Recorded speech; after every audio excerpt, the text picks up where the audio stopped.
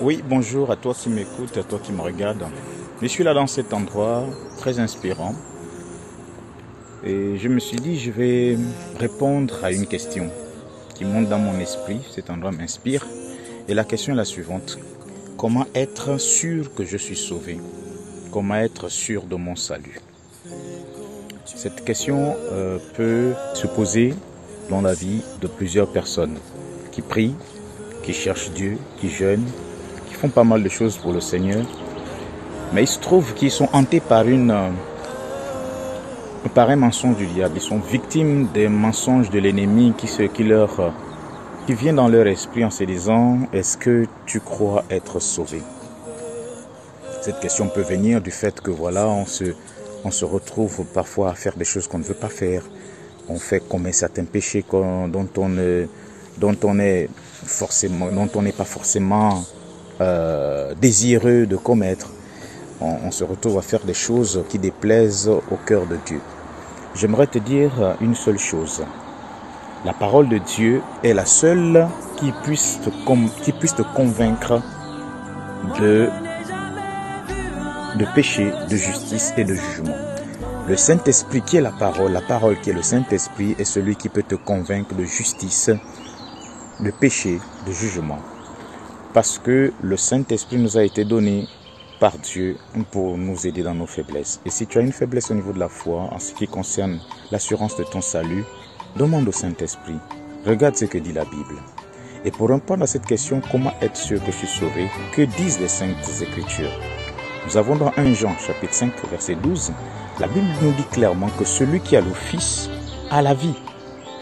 Et celui qui n'a pas le Fils n'a pas la vie. Avoir le Fils, c'est quoi? Avoir le Fils, qui est le Fils? Le Fils, c'est Jésus. Jésus est le chemin, la vérité et la vie. Et celui qui a Jésus a donc la vie, parce que Jésus est la vie. La Bible nous dit que nous avons cette assurance auprès de lui, que lorsque nous lui demandons quelque chose selon sa volonté, il nous écoute. Pourquoi nous demandons selon sa volonté? Comment nous devons avoir cette assurance? Cette assurance nous vient du fait que nous avons la foi. C'est la foi qui te permet de croire que ce que tu demandes à Dieu, tu l'obtiens. Et c'est la même foi qui te permet de croire que si tu as le Fils de Dieu, tu as la vie éternelle. Comment peux-tu être sûr que ce que tu demandes à Dieu, tu vas l'obtenir? Tu le sais par la foi. Cette assurance te vient de la foi.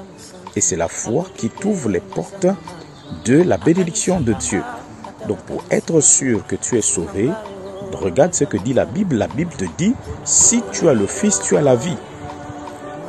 La Bible dit aussi que si tu confesses le Seigneur Jésus-Christ, si tu crois dans ton cœur que Dieu l'a ressuscité des morts, tu seras sauvé. Ce que je viens de citer, c'est le texte de Romains, le chapitre 10, verset 9. L'assurance de ton salut est fondée par la foi à ce que Dieu te dit. Alors, maintenant, quand tu es tombé, quand tu as commis un péché, tu as offensé ton Dieu, la même assurance de la foi doit te contraindre, doit t'amener à demander pardon à ton Dieu afin de te réconcilier avec lui pour que sa miséricorde revienne sur toi. Ainsi, la miséricorde de Dieu te permet de te réconcilier avec ton Dieu. Et ne reste pas dans ce péché et ne reviens plus dans les mêmes habitudes. Le Seigneur te pardonne, il efface ton péché et il supprime ta condamnation, son sang te couvre et tu continues la marche avec le Seigneur.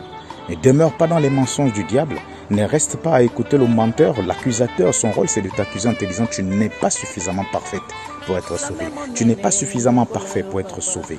Mais dis-toi que ton Père qui est dans les cieux t'a pardonné, ton péché est effacé. Tu le confesses de ta bouche et tu le crois dans ton cœur et l'assurance du salut s'est rétablie dans ton âme et dans ton esprit.